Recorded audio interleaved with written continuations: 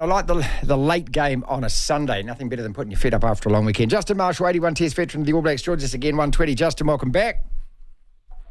Thank you, Marty. Good to be back. What an interesting weekend. Yeah, it was. Look, let's look at the Crusaders to start with. Your old mob losing to the Waratahs. What do we read into that? Well, not an ideal start is what we read into it. So obviously losing their first round game against the Chiefs away quite significantly. It's a home game for the Crusaders. So we all know that banking your home games is important. Now, obviously with it being Super Round being played in Melbourne, you kind of are stuck with that situation. There's nothing you can do about it. But equally, you've got to have the mindset that if you do drop it, it's a significant one because it means that you're losing a home game. So it's put them under pressure, no doubt about it. We did chat last week and I was impressed with the performance of the Crusaders to the point that I thought they could have almost snuck the game against the Chiefs, but not so impressed with the performance this weekend. Plunket, knock-ons regularly, a couple of intercepts, missed opportunities. They just looked a bit out of sorts, to be honest. Yeah, is it much of a worry or not? Or is this just teething problems at the start of the competition? Because last year they didn't start that flash either. No, they didn't.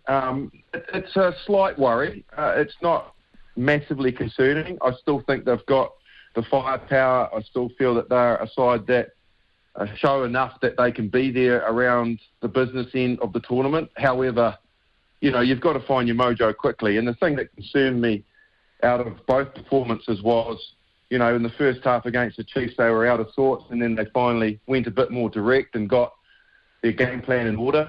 They weren't able to bully the Waratahs, and that was the big question that when we talked to Marty, you and I, and you asked me about the Aussie teams, and I said, well, unless they front up physically in the scrum and in the line-out, in particular, they won't compete against New Zealand sides. Well, the Crusaders brought on their big guns and couldn't shove the Waratahs scrum around. They didn't really win many penalties. Their line-out got picked off regularly and was under pressure. So that's concerning. That in areas they're usually really, really assured and don't miss a beat, they were off, and that's concerning because that's usually a strength of the Crusaders, that they just regularly front up in that zone.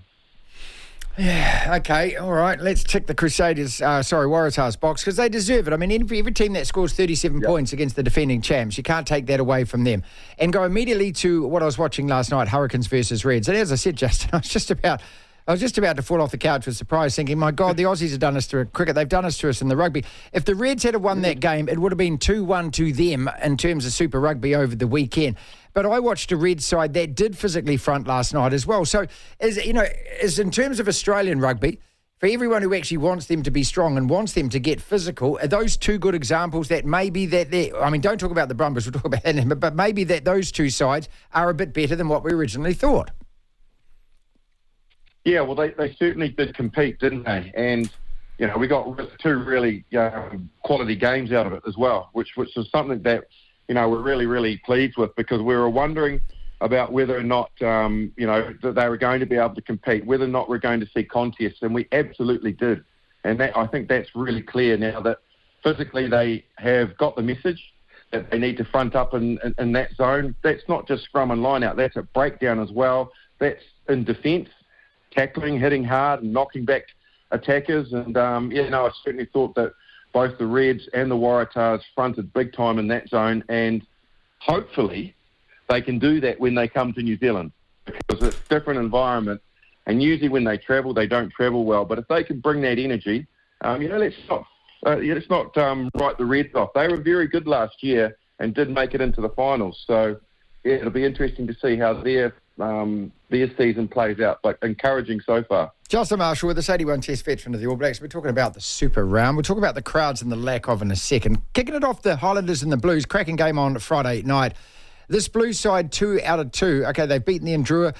Is it a concern that they conceded 29 points, or is that more of a tick for the Highlanders? A bit of both, I think. It's a valid point that you make, that, good sides, they are able to score points, and when they look good, they are very good. And, line breaks and quality players across the park, when you've got a squad on the side like that, then you're going to accumulate points. But what you don't want to do is easily allow the opposition to accumulate points as well. You know, great teams historically and in all forms of sport are very good at defending.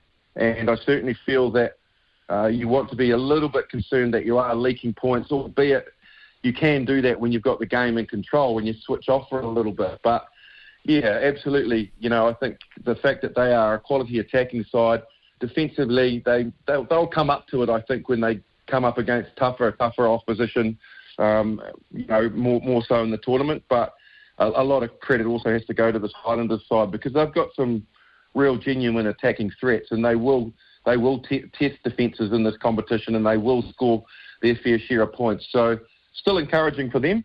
And again, Blues 2-0, that's all you wanted out of it.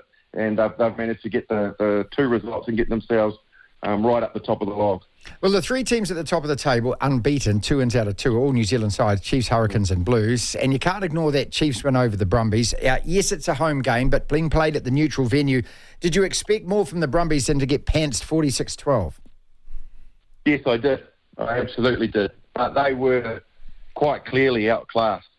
What I was so impressed with was the tempo, pace and energy that the Chiefs put to this fixture. You know, they were obviously out on a mission to really test this Brumbies defence and see how long they can hold on. And as we saw right from the opening exchanges, they couldn't hold on for long. And it was just the pace that they couldn't handle, and the energy, the skill set, the line breaks, the method as well, like the creativity, you know, the long ball over the line out to McKenzie, inside to Nano Saturo, and then back to McKenzie. Now that's thinking man's rugby. That's real impressive to watch. And the way they constructed some of their tries down the blind side, their attack was just sensational.